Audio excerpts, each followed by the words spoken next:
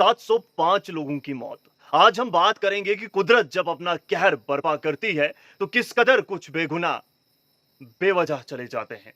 नाजरीन, जम्मू कश्मीर के लोग इस वीडियो को बहुत बहुत बहुत जरूरी देखें और वादिय चिनाब के लोगों के लिए तो बहुत ही खास है। लेकिन बात हम करेंगे, शुरुआत हम करेंगे दराली से। दराली में बादल फटने के बाद जो मनाजिर मंजर आम पर आए उस स्क्रीन पर भी देख रहे होंगे। यहाँ पर 5 लोगों की मौत और कई लोगों के गुमशुदा होने की खबर यहाँ मिसिंग है अभी भी। अब बहुत सारे लोगों का ये सवाल है कि इतना बड़ा बादल फटा, इतना पूरा गाँव जो है वो खत्म हो गया और आप कह रहे हैं कि जनाब वहाँ पर कुछ लोगों की मौत हुई है और आंकड़ा 4 या 5 बता रहे हैं। तो पहले मैं ये साफ करूं कि जनाब जो आंकड़ा हम आप तक पहुंचाते हैं वो ऑफिशियली कंफर्म्ड होता है। अब देखिए, बेशक तबाही हुई है, बेशक लोगों के मौत का खदशा है कि जनाब आंकड़ा बढ़ेगा, लेकिन देखें, जब तक चीज सामने ना हो नजरों के उस पर तस्दीक नहीं लगाई जा सकती। जो लोग वहां अभी नहीं मिले हैं वो कहीं भी हो सकते हैं, किसी भी हाल में हो सकते हैं। तो कानूनी और शरई एतबार से भी अगर हम कहें तो जो चीज सामने है उसी पर तस्दीक लगाई जाती है। तो यहां पर यह मामला है। अब हम बात करते हैं एक दिहाई की। जनाब 10 सालों में गालिबन सिर्फ हम फ्लैश फ्लड्स और लैंडस्लाइड्स का अगर जिक्र करें, यानी कि पानी का बहाव बढ़ने से जो तुगयानी आती है और इसके अलावा जो लैंडस्लाइड्स होते हैं, मिट्टी के तोदे गिराने से 10 सालों में पिछले 705 लोगों की मौत वाक़ा हो चुकी है और डिजास्टर मैनेजमेंट डाटा कह रहा है जनाब। और ये जो हिली स्टेट है, यहाँ पर फ्लैश फ्लड से 389 लोग अपनी जान गंवा चुके हैं 10 सालों में और लैंडस्लाइड से 316 लोग मारे जा चुके हैं।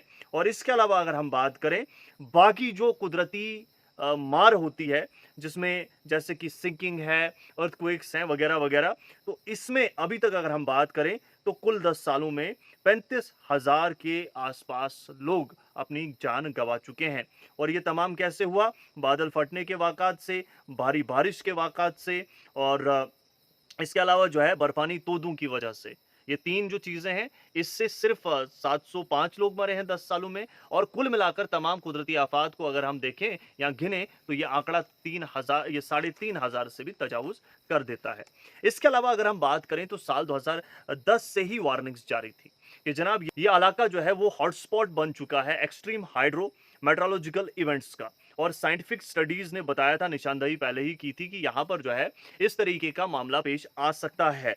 और बात करें हम इससे कबल की, तो पहले भी बारिशें होती थी, मौसम में थोड़ी सी तब्दीली आती थी, लेकिन इस तर्ज की तब्दीली नहीं देखने को मिली। डेवलपमेंट देखिए हो रही है, लेकिन सस्टेनेबल डेवलपमेंट जो हमें दरकार है वो नहीं देखने को मिल रही है। तो ये कुछ हालात हैं इस वक्त उत्तराखंड के। अब हम आते हैं वादिय चिनाब में और बिलखुसूस किसी भी ऐसी जगह पर जहां पर तरक्की तो हो रही है, लेकिन इस तरीके से तरक्की नहीं हो रही है कि माहौल को भी हम बचा सके। तो वो जगह खतरे में है, वहां पर कभी भी कुछ भी हो सकता है। वादी चिनाब में भी बिलखुसूस किश्तवाड़ की अगर हम बात करें, बहुत सारे हाइड्रो इलेक्ट्रिक पावर प्रोजेक्ट या पन बिजली प्रोजेक्ट जो है बन रहे हैं, लेकिन उनसे क्या कुछ हालात हो रहे हैं ये भी किसी से छुपे हुए नहीं होंगे। आपको याद होगा कि द्राबशाला में लोगों ने एहतजाज भी किया था। वो जो कंतवड़ा के लिए रोड जाती है वहां पर आप देखते थे गर्द गुबार हमेशा, या नेशनल हाईवे से जो कूच करता है उसको सभी चीजों का इल्म है। तो जनाब तरक्की तो हो रही है, लेकिन किस तर्ज पर हो रही है और इस तरक्की की कीमत क्या हमें चुकानी पड़ेगी? क्योंकि देखिए, जब कुदरती आफत आती है तो इसके तले या फिर इसकी वजह से जिन लोगों को नुकसान पहुंचता है वो सारे बेगुनाह होते हैं और वो सारे जो है बेकजा मारे जाते हैं। लेकिन क्या इन जैसी आफात को वक्ती तौर रोका जा सकता है? वक्त आने से पहले जो है इंसान खड़ा होकर अगर काम करे तो क्या इन आफात से बचा जा सकता है? तो जवाब हाँ होगा, लेकिन करनी है तो वो है कोशिश। बहुत बहुत शुक्रिया, अपनी कीमती राय जरूर कायम कीजिए।